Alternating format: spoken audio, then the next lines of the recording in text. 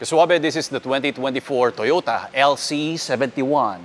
Anyway, pag naghanap ka ng isang 3-door SUV na alam mong capable, heavy duty, and syempre reliable, saktong-sakto nakatutok ka ngayon sa video natin. And this one also brings nostalgic feeling, nostalgic look dahil alam natin 1970s pa to pero ipinattern nila sa modern year ngayon. I-check natin kung ano yung mga detalye and features na pagbabago because this is the first time na makakahawak tayo ng isang 70 series na Land Cruiser. And also, Toyota decided to bring its sexy back by Justin Timberlake. Kaswabe, ano pa inantay natin? Let's begin!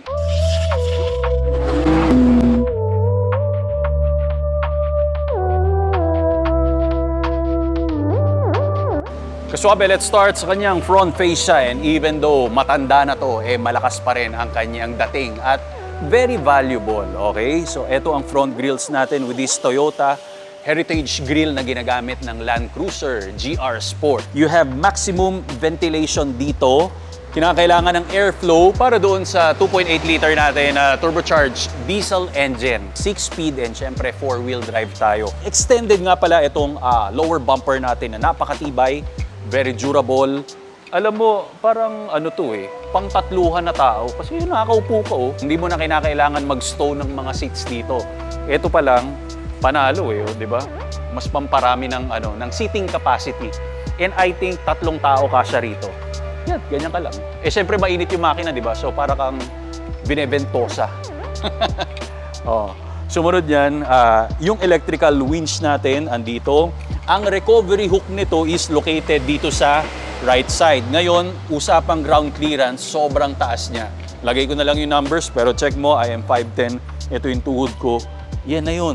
Lalagyan na ng plaka natin. Ito yung lights, halogen lang, pero pogi pa rin. Then parang aftermarket nga lang yung mga turn markers natin kasi pwede mong pagsabitan ito. Ang laki ng chunk yung hood natin. Same na same pa rin sa mga Land Cruiser, may pailalim dito. Para raw yung visibility mas kitang-kita. Ngayon, dito sa side view, meron kang power bulge na paangat. Ang una kong suspetsa dyan, baka yung ibang trim level kasi syempre yung V8, kung hindi ako nagkamali, baka kinakailangan na mas ganito para magkasya lahat. Pero ang tingin ko kasi, yung front windshield natin, sobrang tayong-tayo. So sa hangin, meron tong epekto when it comes sa aero efficiency. So ang hangin, dediretsyong ganun, i-slide up niya. So parang hahatiin niya rito So ganun ang suspetsa ko. Ayan ang taas. Meron kang traditional na key fob to unlock and lock. Pero pag i-ignite natin ang Land Cruiser 71, we have to use the key. Ang nakita ko rito na crazy touches or sabihin natin weird touches, yung pangalan nung sasakyan nasa taas ng front fender. Wala naman ang gumagawa ng ganito, di ba? Tsaka kung mapapansin natin, this is wider sa kanyang front axle. Pag ikinumpare mo doon sa rear axle, naka-negative offset yon. Ito, mas palapad ng konti. Kung i-check mo, bid check mo, tingnan mo, mas nakaangat dito. Kasi sa other trim level, meron mga V6 and V8, kinakailangan nilang mas malaking kwarto para sa mga component ng engine bay. That's why mas pinaluwag nila. Ito naman, this is 2.8 liter lang. Mapaglaro ng mga vinyl, I like it. Very old but very stylish. And chrome yung side mirrors natin. Ito yung door handle mo. Tingnan mo, ang solid. Parang kang bumabangga sa bakal tapos yero yung binabagsakan mo. So once we go here, ang sukat nga pala nito is 265, 70, and R16. You have 2 windows and manual yung pinaka-adjustment niya naman.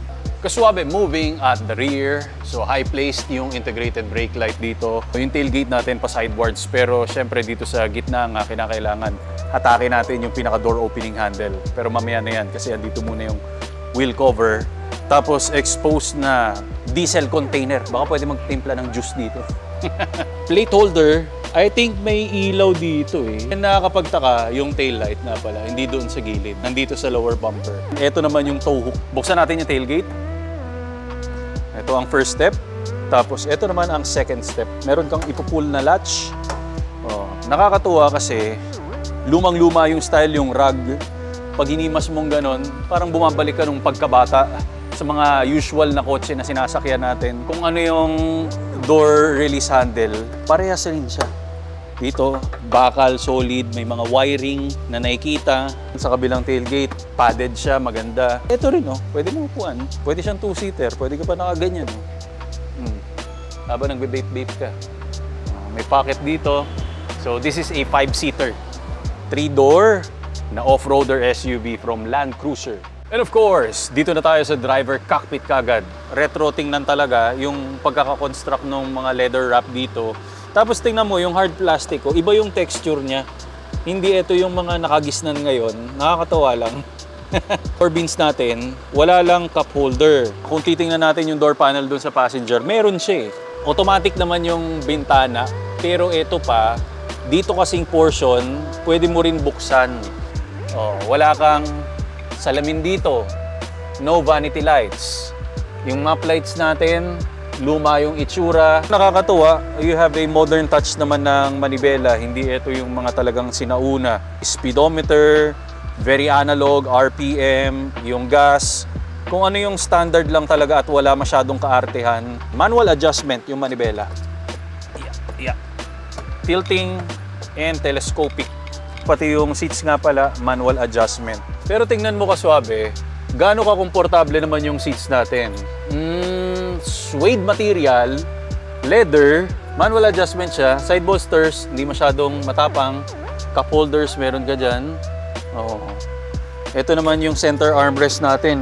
Pero nakakagulat ang taas. Kasi some other 70 series alam ko pinakababa talaga. Hindi ko lang alam, ito yung climate control ata. Kasi pwede mong i-open to. Oh, meron ka ng libreng chiller, ang lamig. As in, parang mukhang freezer tong buo na to. Oh, hindi ko alam kung freebie ba yan or kasama na talaga pag meron tayong LC71. So this is your mechanical handbrake. Yan, 6-speed automatic transmission. You have USB slotting na type C, power outlet. This is 120 volts. Traction on and off, downhill assist. You have the cup holder, lalagyanan ng telepono. Oh, saan ka pa? Tapos dito, cup holder mo. So ito sa mga paggamit ng 4x4 natin, medyo ang luma lang nung climate control. Your infotainment system, pwede siyang Apple CarPlay and Android Auto. Pero hindi ganun karami yung pwede mong magawa dito. Okay, dashboard ng passenger. This is hard plastic. Ito yung air vents natin. May lalagyanan na naman ng telepono kung kasya dito. Very nostalgic, pero may mga elemento pa rin na modern touches eh. Di ba? Katulad ng infotainment, may Apple CarPlay ka and Android Auto. Saan ka pa? And eto na, you have a chiller sa center armrest natin. Pero nakakabili ba yung seat dito sa natin, second row? Sobrang lambot. Yung window, ayan, yung pagbukas, pa-sidewards din. Kinakailangan i-slide mo lang. Tapos yung lumang detalye dito is meron kang ashtray. Na wala nang gumagawa ngayon. Ito may storage. Hindi ko lang alam. Basta, it has a blank space. Doon rin sa gitna pala, may mga dead switch ka. And if you are interested to buy this LC71, ang contact information, ilalagay ko lang dyan sa pin comment below. Please follow me also sa aking mga social media platforms, Instagram and TikTok. Maraming salamat. God bless. More power and more performance.